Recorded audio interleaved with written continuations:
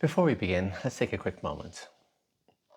This episode may be especially tender if you've watched someone close drift away, drift into silence, into secrecy, into something you couldn't name at that time. You're not alone. This is not a space for blame. It's a space for clarity, a space for compassion, a space for reconnection. So if you need a moment to breathe or to pause, honor that. And when you're ready, let's begin. Grooming doesn't hide in the shadows. It hides in plain sight.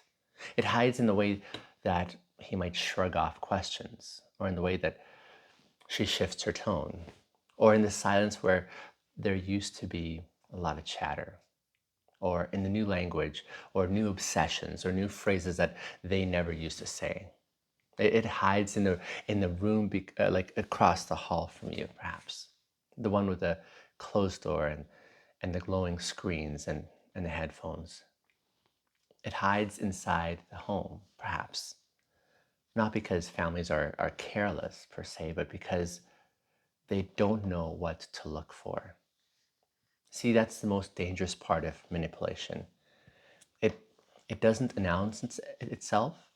It just moves subtly and carefully, and it moves through words and ideas and these rhythms and tones that sound just close enough to truth to go unnoticed. And so by the time someone realizes what's happening, they're not witnessing the beginning of it anymore. They're seeing the aftermath. See, 764 understands this far better than most, I think.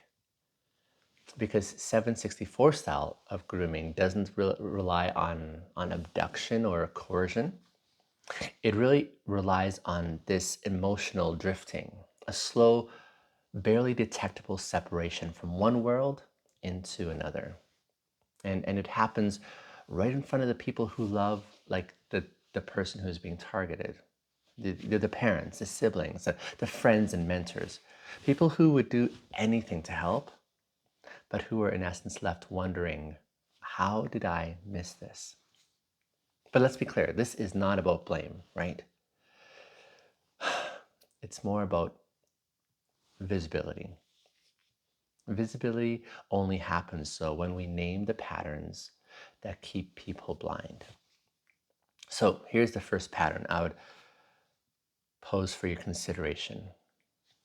Most families don't recognize emotional grooming because they associate danger with disruption, right? They expect trauma to look loud and to come yelling, or they're looking for bruises or rebellion. But but grooming doesn't always look like chaos though.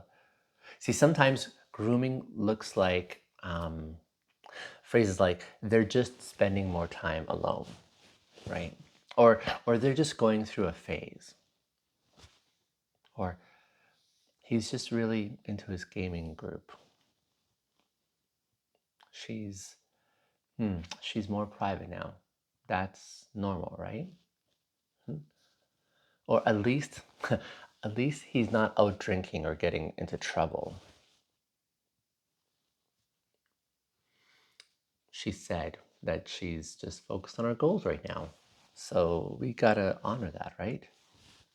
But beneath these phrases, that normal distance, if you will, there's there's something else at play though. There's something else happening, and that is that there's a new identity being built in essence.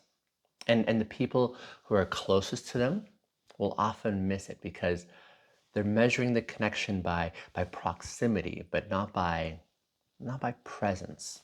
They assume that because they live in the same house, they see each other at dinner, right? That they share a schedule. They're still emotionally connected.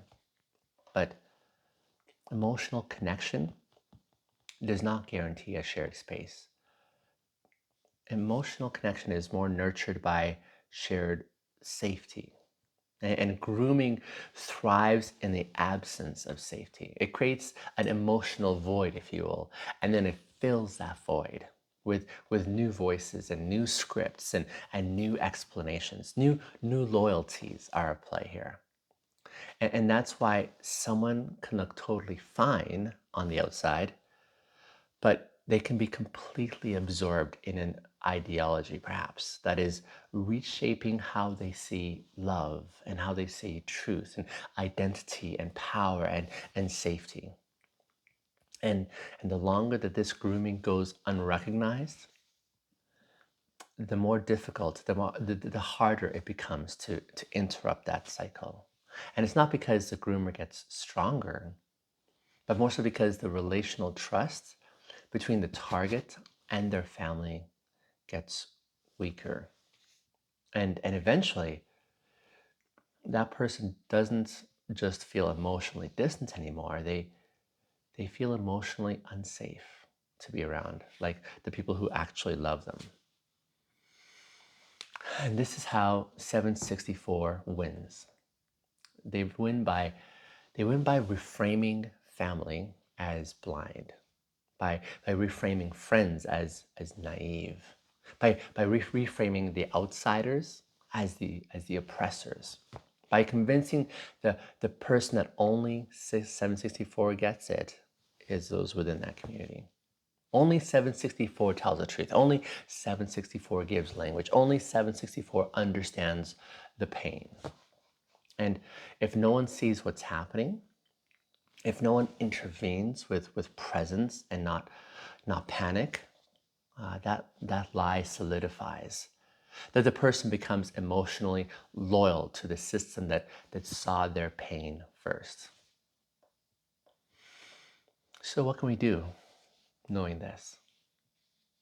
Well, I think we can start by changing what we're looking for. So we stop assuming that silence is just maturity, that distance is just independence, and that moodiness is just a personality shift. See, that new language is just internet culture.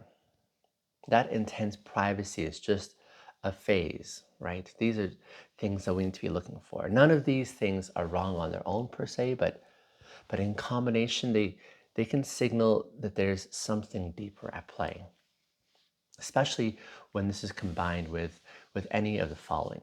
Like there's maybe a sudden disdain for the former role models that they had in their life, right? Or there may be repeated statements like, you just don't get it, right?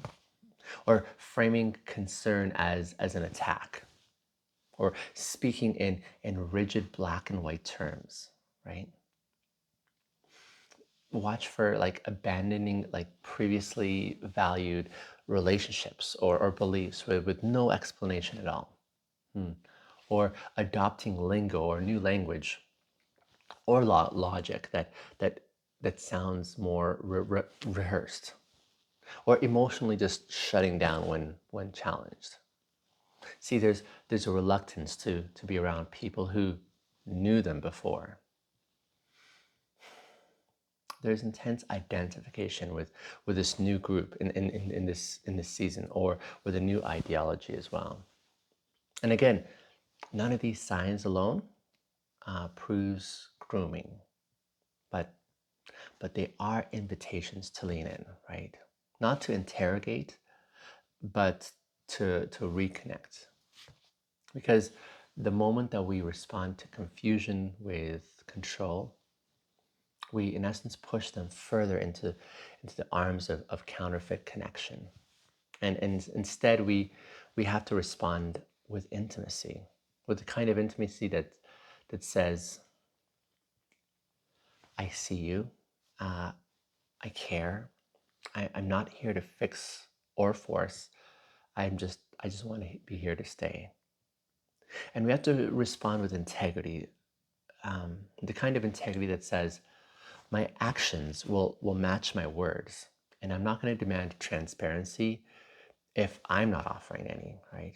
I won't panic when I feel disoriented, or I'll keep showing up with clarity and with love, even if you pull away. See, that's the kind of environment where shame doesn't really thrive. where secrecy has less oxygen, and where manipulation can get interrupted, not by confrontation, but more so by presence. That's, I think, how we can prevent systems like 764 from gaining this foothold.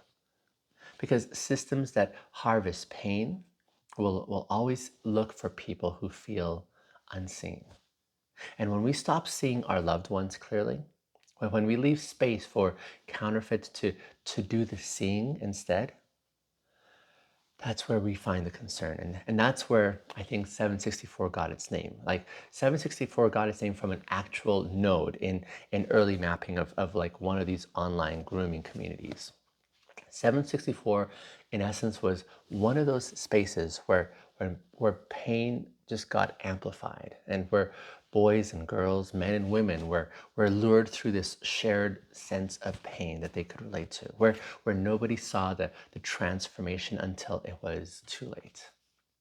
And now 764 is the number that we're reclaiming, not just as a warning, but as a movement, right? And it's this movement that's in essence, it's built on like what could be like integrity, so that we can model now what wholeness actually looks like, or we can model what intimacy could feel like, so that we stop losing people to emotional starvation. This is what I'm proposing as an antidote. I think this is the only thing that competes with a counterfeit connection. And that is this rooted relational sense of presence. And we're not talking here about perfection. We're not talking here about pressure or panicking. Just a consistent refusal to let love be replaced by an ideology. So if you're someone who's realizing that you may have missed signs in someone who's close to you, pause. Don't drown in guilt. Don't catastrophize and spiral. Instead, ask, how can I reconnect? What conversations haven't we had yet? Or what do they need more of from me? Well, what part of their emotional life have I, in essence, been afraid to explore with them? Start there. And if you don't get it right the first time, try again.